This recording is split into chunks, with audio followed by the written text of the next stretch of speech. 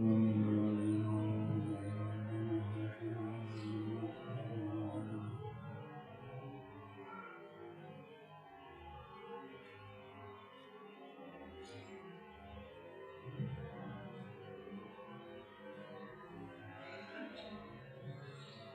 all the considerations we went through during the earlier days,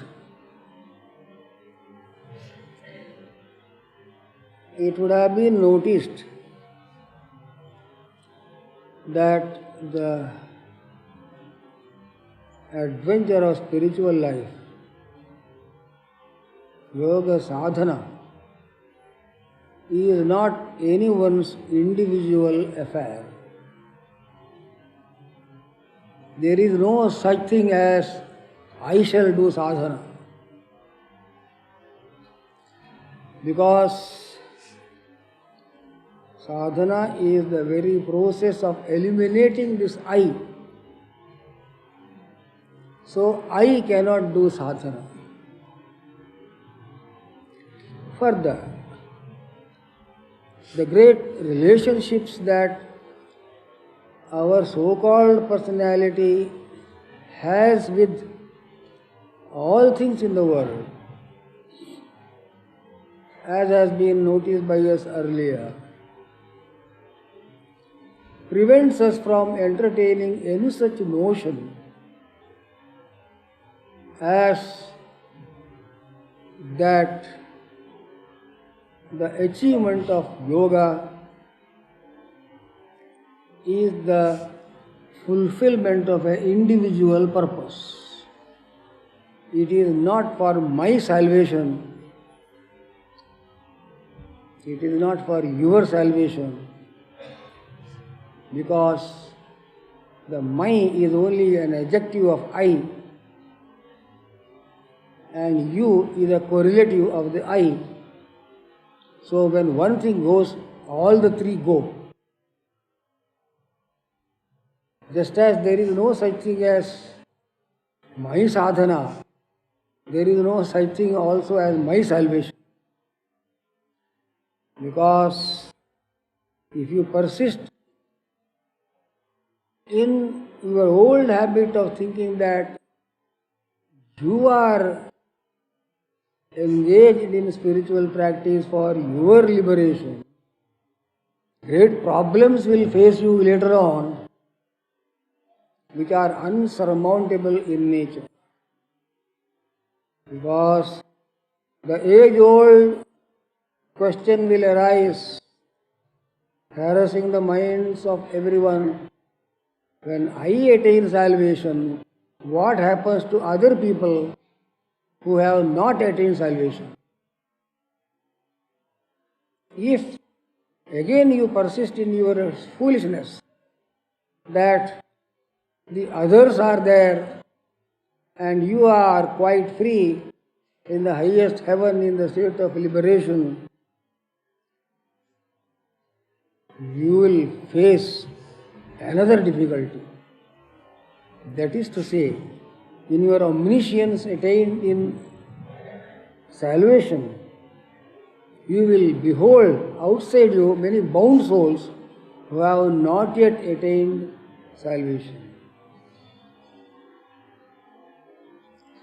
When you can see something external to you, totally unconnected with you, unliberated, related to a liberated perception,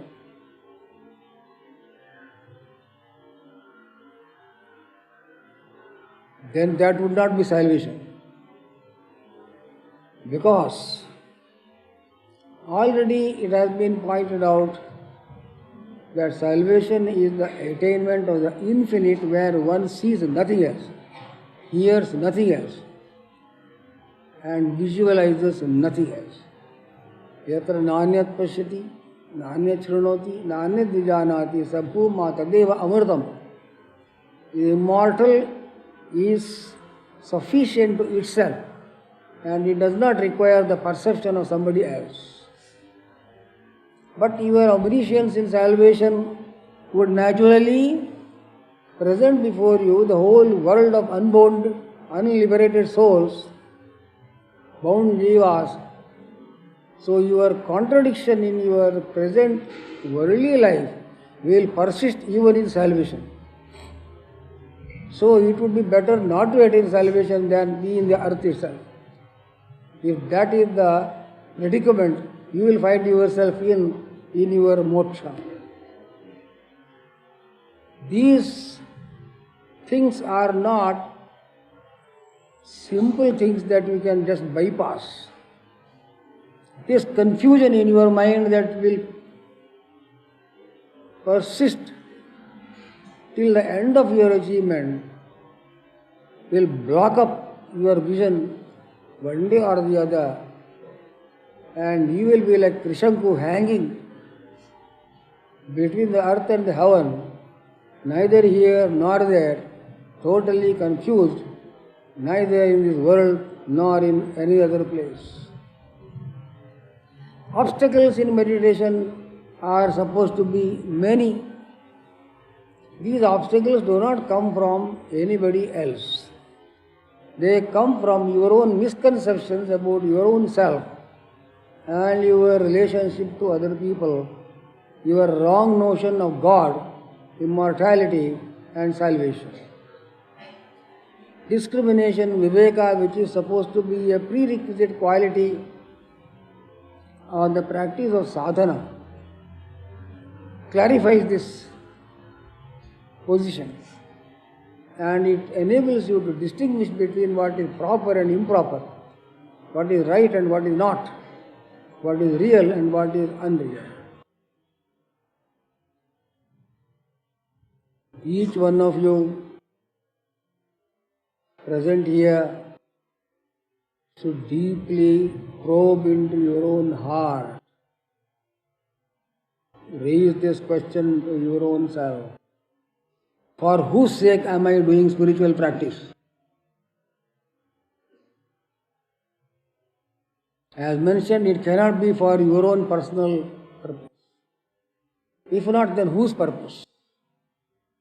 Are you engaging in yoga practice for the freedom of your wife and children?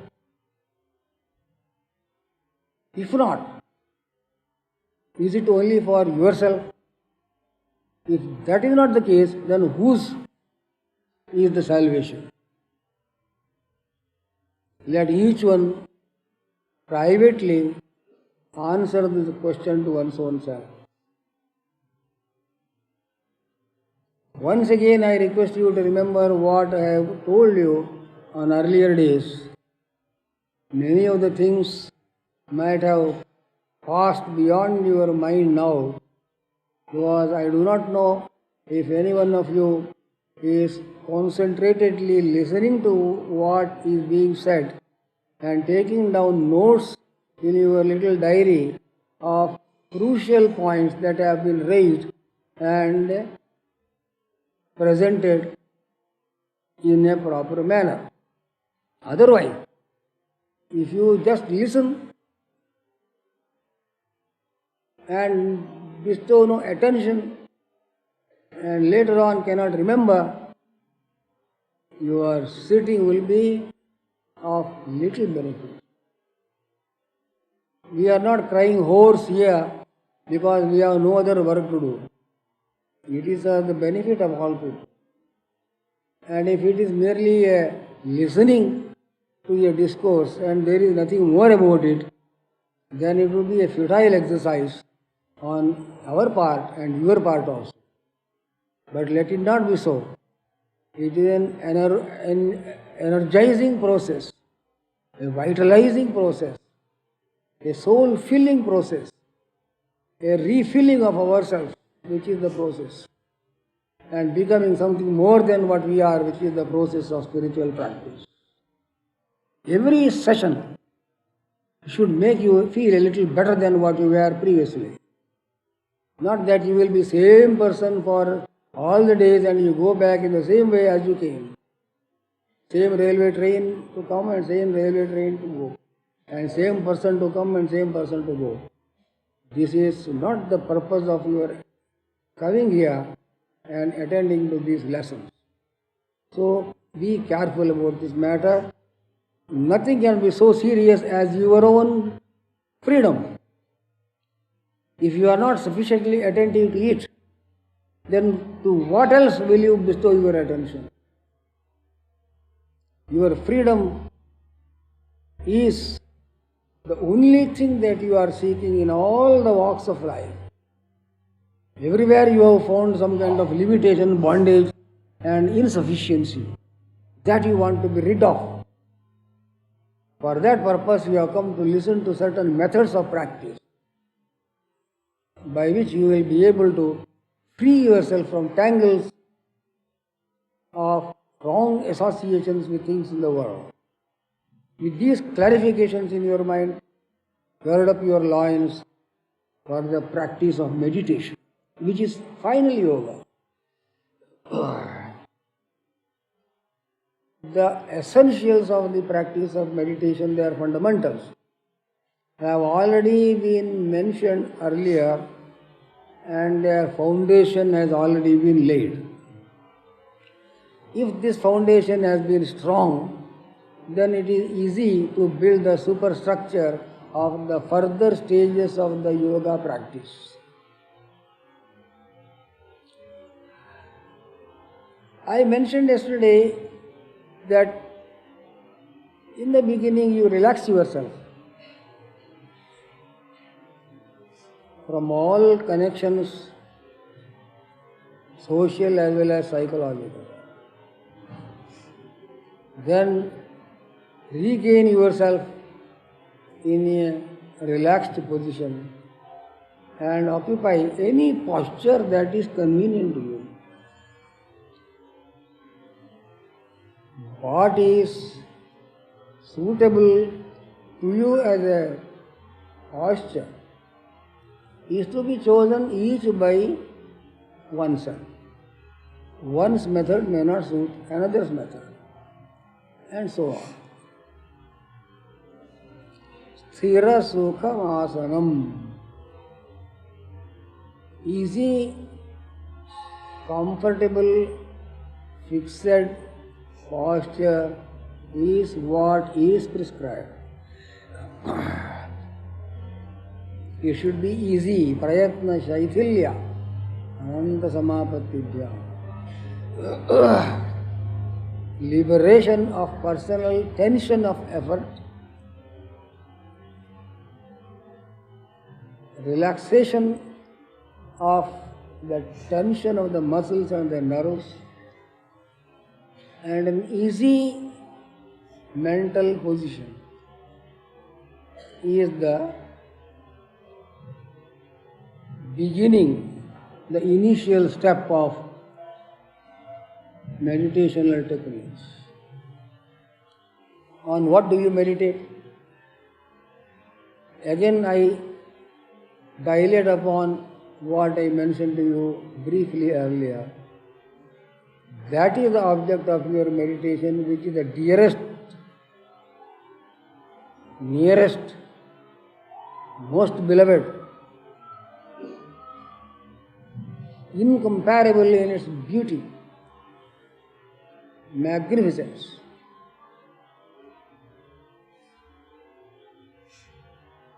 And the power to fulfill. Maybe that you have a chosen form in your mind, an image of a god, of an idol, of a portrait, of a diagram, of a concept. Again, answer a question to your own self.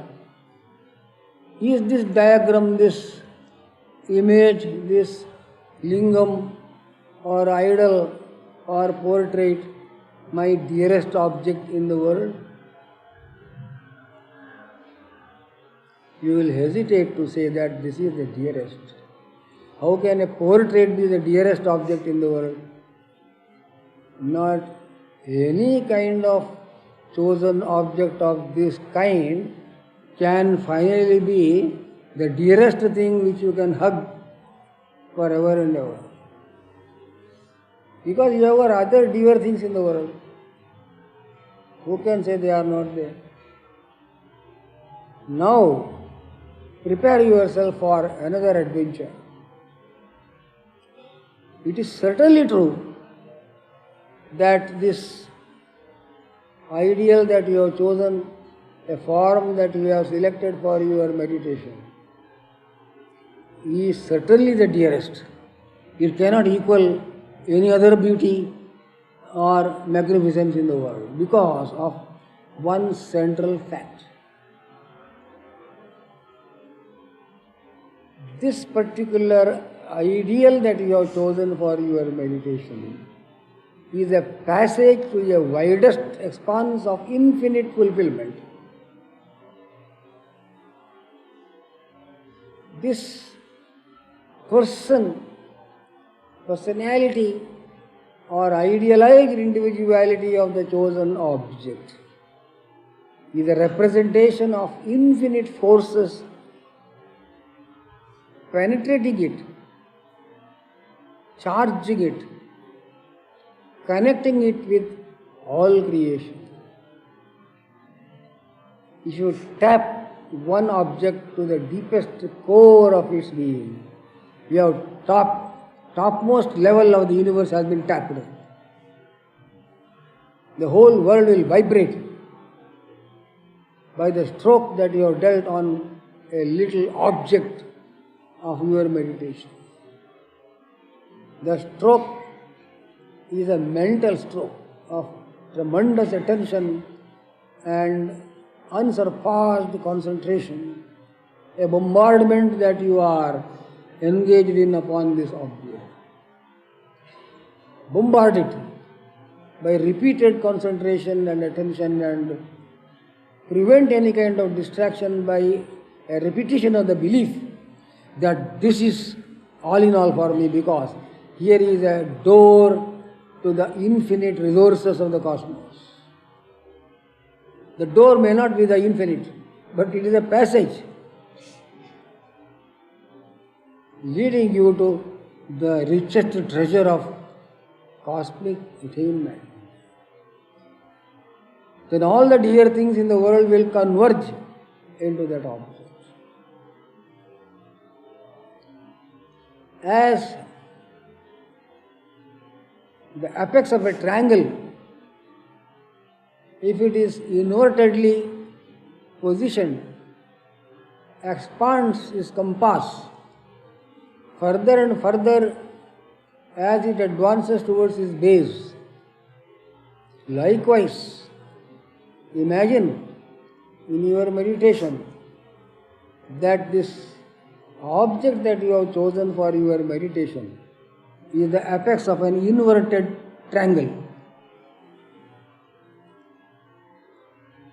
Because even if it is a pinpoint of the apex of the triangle at the base, it has the seed of developing itself into the wider dimensions of the base of the triangle, which can extend itself to infinitude, to all space. Imagine a triangle which is as big as this whole world, not a little Euclidean geometrical triangle that you draw on your mathematical notebook. This triangle is as big as you can conceive in the whole world. And the point in the inverted position is the object of meditation.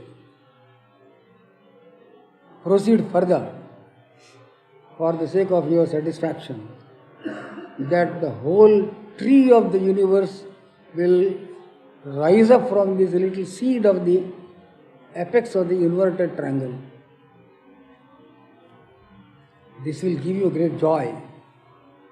The whole banyan of the cosmic tree is here in front of me in the position of a little dot of the object of concentration for the purpose of my easy concentration, because at the very outset it would be difficult for the mind to encompass the whole thing at one stroke.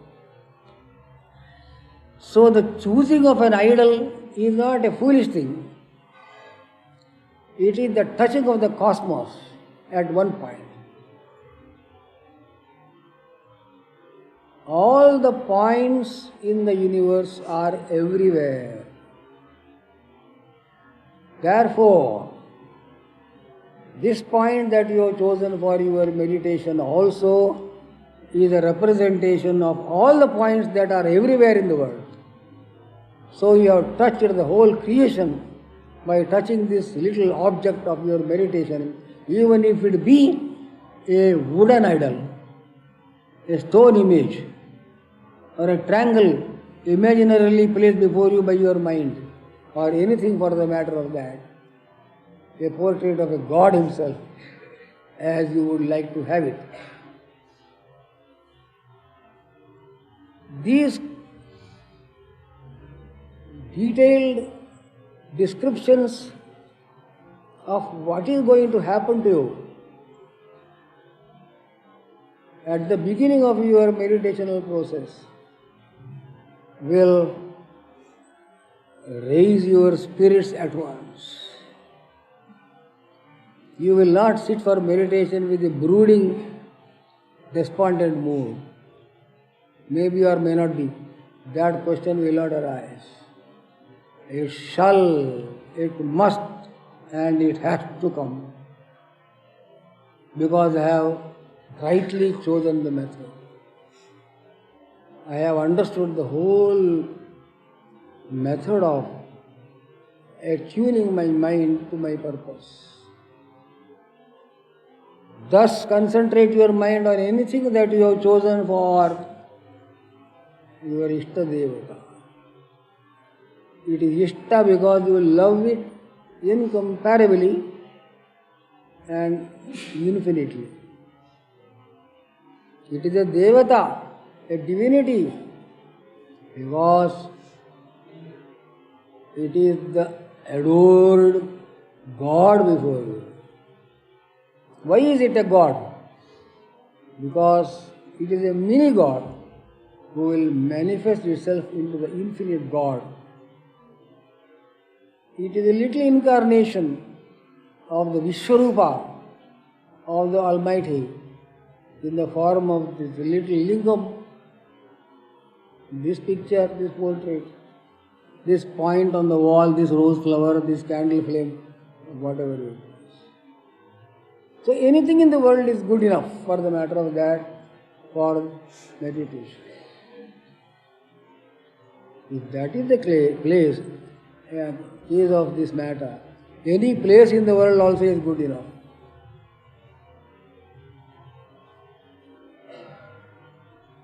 All things are good enough, and therefore all places also are equally good enough. But you should not be frightened whether this is so or not. Doubts tempt us like traitors, insinuating themselves into our heart and seeing to it that we do not succeed. The whisper of the negative force continuously will be heard by you together with your higher aspirations. Rama and Ravana are inside us. Rama will be speaking and Ravana also will be speaking at the same time. The positive and the negative are working together. The Daiva Asura Sampatti is within our own selves, as is described in the 16th chapter of the Bhagavad Gita. The pros and cons of every event in the world scintillates within our personality. The entire history of humanity is shining forth within us. The whole Ramayana, all the epics of the world, Iliad, Odyssey, Mahabharata, they are all taking place within us. They have taken place, they are taking place, they shall be taking place also. Eternally, the epic movement is an eternal process. It is not something that has happened earlier in ancient historical times. Mahabharata took place It is eternally taking place. Just now, at this very moment also. These stories are eternal descriptions of the cosmic process perpetually taking place in a timeless manner. You must lecture to your own self. This is so, this is so, this is so. As you repeat a prayer again and again, repeat these descriptions to your own self, even if it be through an audio tape. It will be telling you the same thing. Here it is, this is so, this is so. Be careful. You require a mentor right from the beginning till the end. That mentor is supposed to be your guru, who will take you with the hand from the earth up to the highest heaven. It is not that the guru initiates you and then leaves you to the lurch to take care of yourself. The guiding hand of the real guru, as you should conceive him properly, will follow you wherever you go, telling you secretly, I am here, I have not left you. The higher soul is your guru, and the guru is your higher soul. How could you expect the higher soul to depart you and enable you independently to move forward? The lower spirit advances together with, simultaneously with, the higher soul, which also is your own self. The higher voice tells you, I am always here. Never will you be deserted at any time. Thus prepare yourself for the art of meditation. Chant Om deeply in a sonorous tone, beautifully in a musical voice, pleasing to yourself, to your own ears, so that the chant vibrates within your personality and energizes all the cells of your body.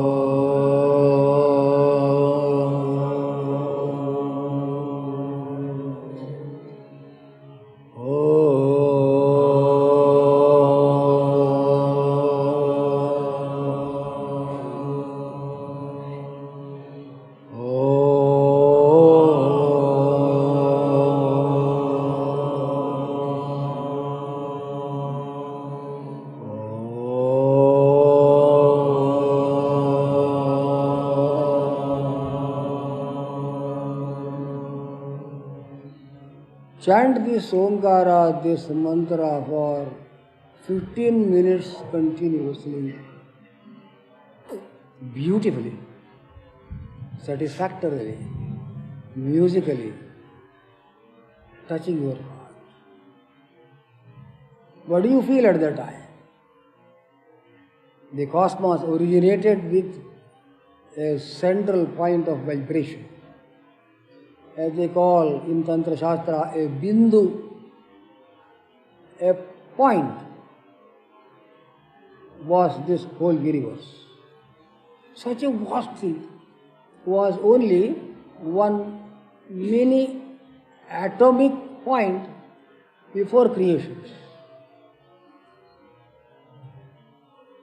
The whole Brahmanda, cosmic egg as the scriptures call it, was potentially present in this pinpointed egg-like little atomic point which manifested itself in the form of this tremendous, inconceivable cosmos. What happened, we do not know. Something must have taken place, burst, as scientists call it Big Bang. What it is? What sound? It is the sound of cosmic Om, not a mere sound that you are producing, a cosmic thunder with a lightning as bright as millions of suns, which expanded gradually, little by little, until it concretized itself into the visible space before you. Space is not an emptiness. It contains the whole physical manifestation within it. It is emptiness to the physical perception. A tremendous vibration again takes place in this cosmic space, and this tremendous movement is what we call air, not the air that we are breathing, but the very essence of prana shakti pervading this whole cosmos, which by the friction that is produced ignited itself into the heat of the cosmic fire. It went on vibrating until it developed a tendency to gradually cool down into the liquid of the cosmic waters, on which we say, according to the scriptures, Narayana sleeps eternally. Apa eva sasarjadau tahasu viryam avasrujat, says the scripture. God created cosmic waters first. Say all the creation theories of the religions of the world. The water gets narrowed down in its compass, slowly solidifies itself into the physical universe. तस्माद्वा आत्मन आकाशात् संभूतः आकाशाद् वायुः वायुरग्नि अग्निरापः आपः पृथिवी पृथिव्या ओषधयः ओषधीभ्यो अन्नम् अन्नात् पुरुषः. The Taittiriya Upanishad gives briefly the entire cosmological process.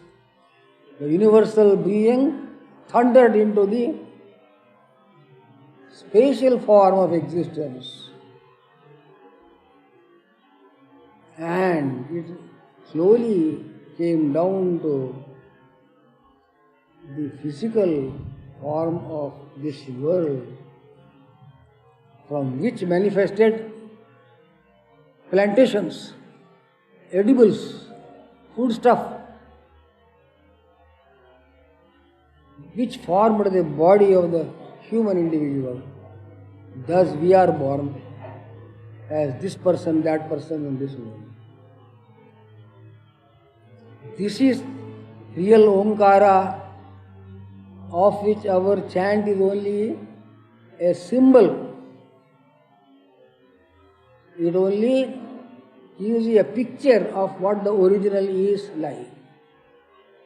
Thus chant Om, visualize before your mind this entire magnificent object of your meditation. It is no more a little wooden idol. It is something else altogether. It is a mini incarnation, a Vamana, who can become a Trivikrama Avatara, as we have it described in the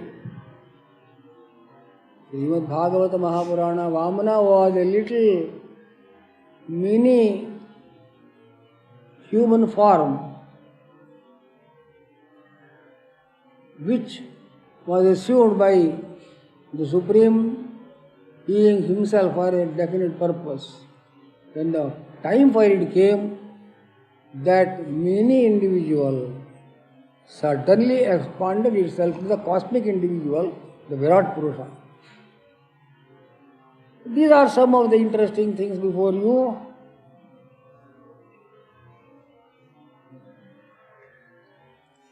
For starting your meditation, take a deep breath. In the same way as you have chanted Om, so also calmly, coolly, pleasantly, undistractedly breathe in and breathe out. Fill the chest with air. I am not describing to you any kind of nostril holding and kumbhaka and all that, which is not necessary for you. Breathe through both the nostrils easily, but fully, deeply inhaling, so that you feel that the lungs are completely filled with fresh air. If you can hold it for a second, all right, but don't hold it for more than 1 or 2 seconds. I am mentioning to you, I am not telling you what kumbhaka is. Let it go, we don't want it. So this pranayama process, easy inhalation and exhalation may continue for some time until you are settled in your muscles, nerves and the body. At this moment, you will find any posture is good enough for you.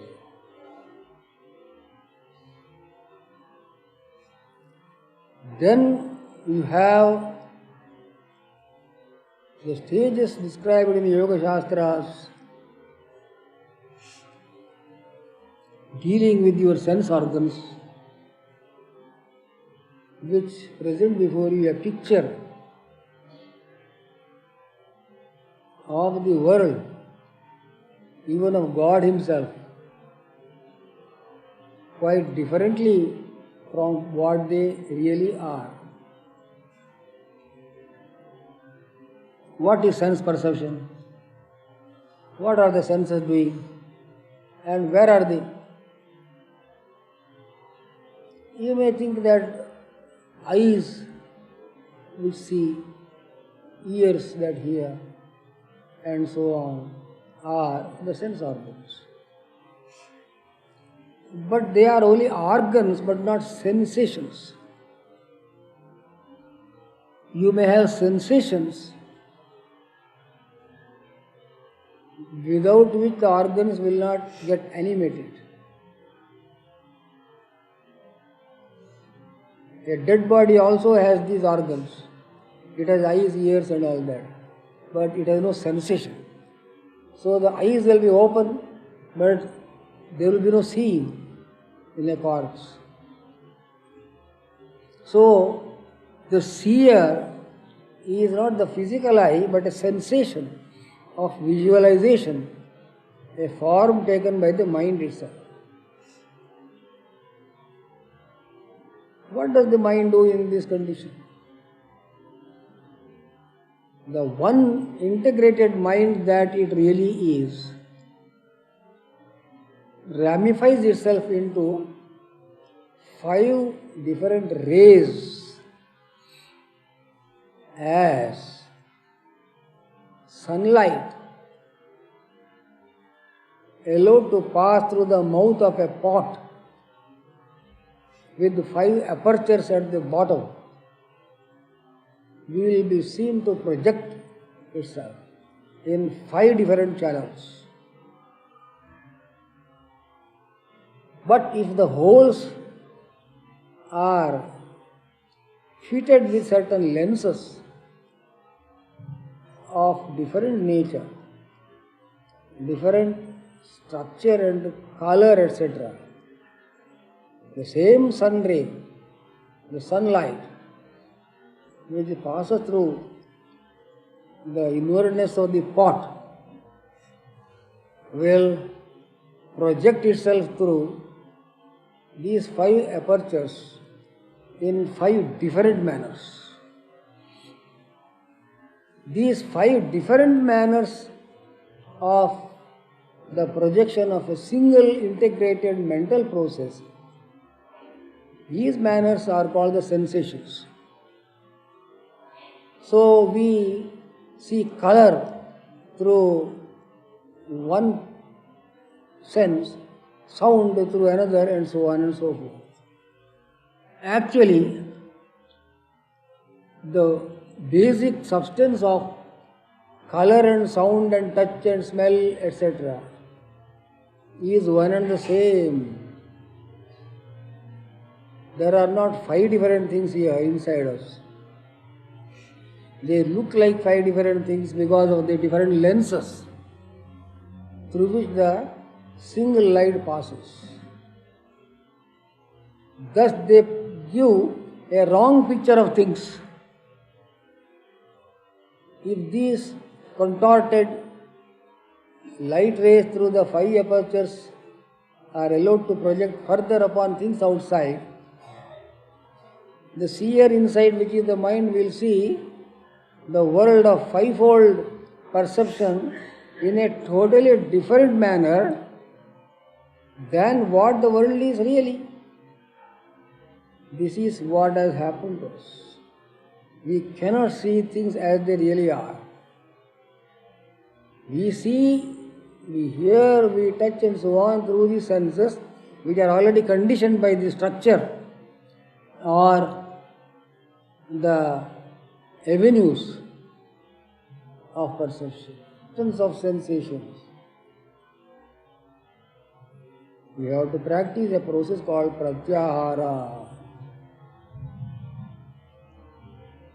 Pratyahara means the abstraction of the sensory operations and centering the energy of these sensations in the source thereof, which is the mind itself. Difficult is this process. The sensations are rebellious. Indriyani pramathini haranti prasabham manaha mayur nava mimambasi. All these illustrations are given in the Bhagavad Gita to tell you how difficult is this method, though it is very simple for you to hear this. Wild elephants, roaring lions, terrible tigers, bursting tornado, cyclone may be compared to the operations of the senses.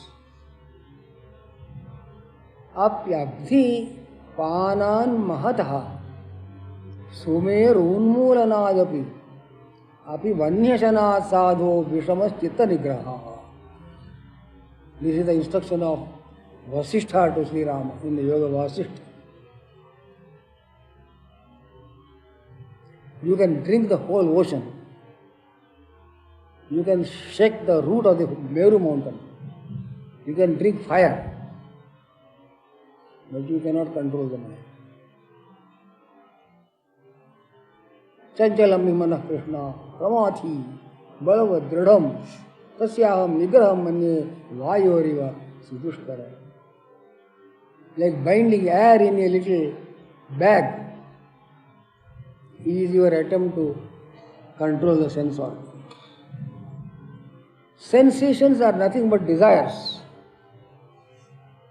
They are not connected with physical things, really speaking. Wrongly we feel that we love things, hate things, want things and do not want things on account of the deceptive operations and the reports of the sense organs operating in this manner.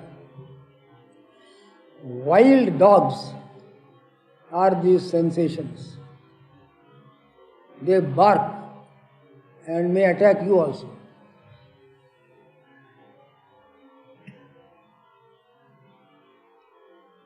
What do? You should not be carried away by the appearance of this tornado of the desire process. Here again a kind of self-analysis is called for. Sensations, as told already, are only desires manifesting themselves in these 5 formations. We want 5 things in this world. We want beautiful things to see. We want melodious things to hear. We want fragrant things to smell. We want delicious things to taste. We want soft things to touch. You have no other desire in this world except this. Though you may think that you have millions of desires, there are only 5 basically. Now you have to instruct your own mind. Do you want delicious things, beautiful objects, melodious music, soft bed? I think many people in this world may have these facilities. But still they are terribly unhappy people. Beautiful presentations, tasty dishes, melodious music, soft bed, velvet have not made rich people happy. So the senses are telling you something very mischievous. Even if you have all these things, you are still same miserable person even as you were before you had these things. That is to say, these sensations are terribly deceptive and you cannot trust them for a minute. That is to say, you cannot trust what you see, cannot trust what you hear, cannot trust any sensation. They are here before you to pull your Atman out and make it appear like a Anatman or a dead object. This living Atman starts clinging to a dead Atman outside in the form of the visible things in the world. Here is the drama of life, the way in which we are living. Tell yourself again and again. By bringing before your mind the experiences that ancient sages and saints also had passed through. They had the same difficulty. They were same small people as any one of us is. They became big because of the understanding they exercised and the success that they achieved in the restraint of the sense organs. When you meditate, you will see a totally contradictory thing just in front of you. You will see there, physically present, not imaginarily conceived, things that you once loved. You will think they are only visions. At that time, they will not be visions. they will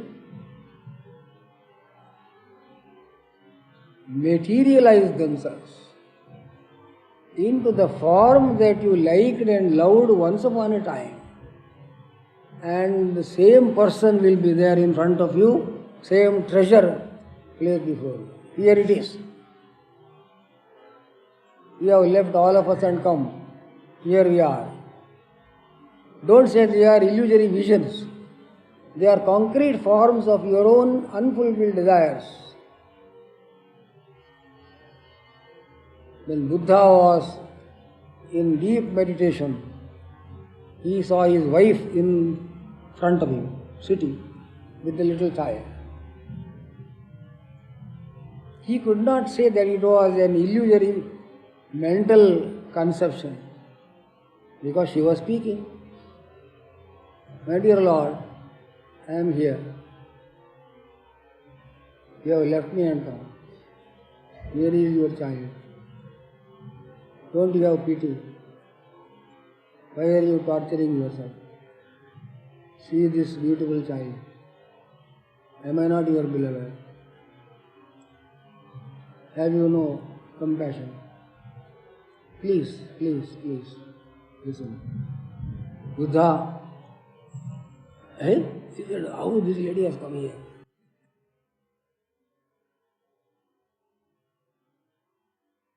No, Mara, don't tempt me.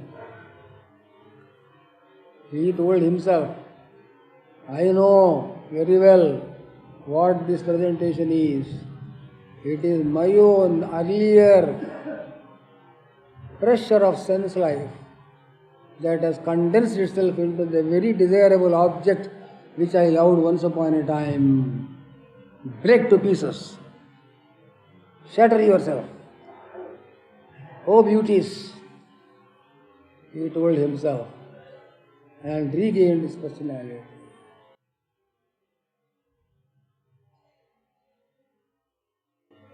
My dear master, what are you doing on the hilltop? Here is the treasure of the whole world before you, all the gold and silver. Somebody told Christ when he was doing tapasya on a mountain top.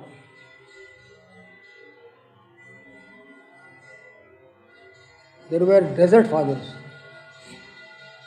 ancient saints of Christian lore who lives in the deserts of northern Africa. The Saint Anthony the Great is one example whose life tells us that he struggled with his visions. He saw before him the arms of his beloved, the treasures and the wealth of Roman Empire. They were not visions, they were there in front. It took him to the point of death until he could realize that he had to overcome them. These are not stories of somebody. It is my story, your story, everybody's story. You are the Buddha, you are the Christ, you are Saint Anthony, you are the ancient master in your own self. All these beautiful, grand presentations will come before you as you hear in the Shastras and scriptures that Indra will come with all his retinue and all that. This Indra and the retinue are nothing but mind and the sense organs, concretizing themselves before you, giving a picture of solidity. You have to guard yourself. This is to tell you briefly some of the fundamentals of pratyahara, the restraint of the sense organs. Once you achieve success in this, you have achieved success 90%. Until this is achieved, it is all arduous struggle. It is a struggle to swim across the current of a river in spate. Later on, if you succeed in this attempt of yours, the river will take an opposite turn, and the world, instead of opposing you, will flow with you. A great unthought of joy will take possession of you. Struggle will cease. Enemies will become friends. The material objects will change their color and contour. And all shall be well with you, provided this terrible, very painful process of the withdrawal of the sensations, not merely the closing of the sense organs, is achieved, and the mind is charged abundantly with these energies which went out earlier and sucked the soul of the very mind and made it fickle and uncontrollable. The mind will be yourself afterwards. Instead of your feeling that it is your mind, you are yourself the mind. You will feel a medium of the expression of the Atman itself. Hari Om Tat Sat.